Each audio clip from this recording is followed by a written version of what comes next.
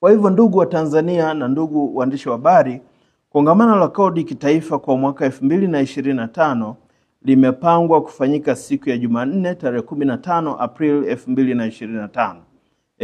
Kongamano hili linafanyika katika ukumbi wa Julius Nyerere International Convention Center jijini Dar es Salaam, na tunatarajia litakuwa na washiriki zaidi ya 1000 kutoka sekta ya umma, lakini pia pamoja na sekta binafsi.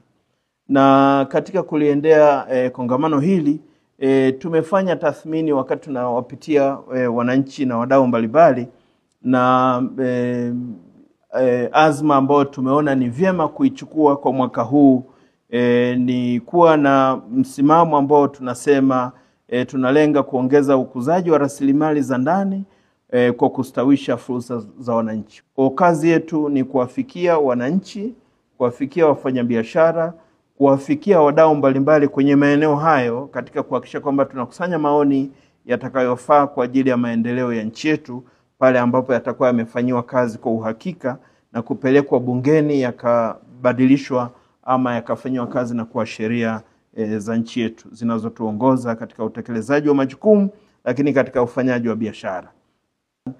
Mwaka 2022 kupitia sera mbalimbali ambazo tuliweza kuzirekebisha, miradi zaidi ya 293 ilisajiliwa na kituo chetu cha uwekezaji Tanzania, na miradi hiyo ilikuwa na thamani ya trilioni 11.7.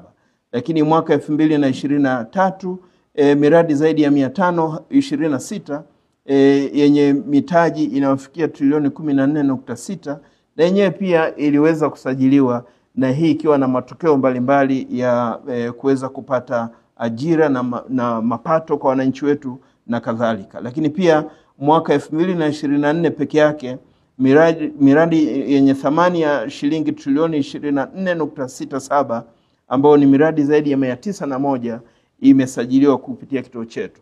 Nini maana ya haya matokeo ambayo tunayasema? Ni kwamba sera za serikali ya awamu ya 6 zimewezesha kufungua uchumi wetu, na matokeo yake ni kwamba wananchi mbalimbali kutoka ndani lakini pia kutoka nje ya nchi wanashiriki kwenye ujenzi wa uchumi huu kupitia uwekezaji.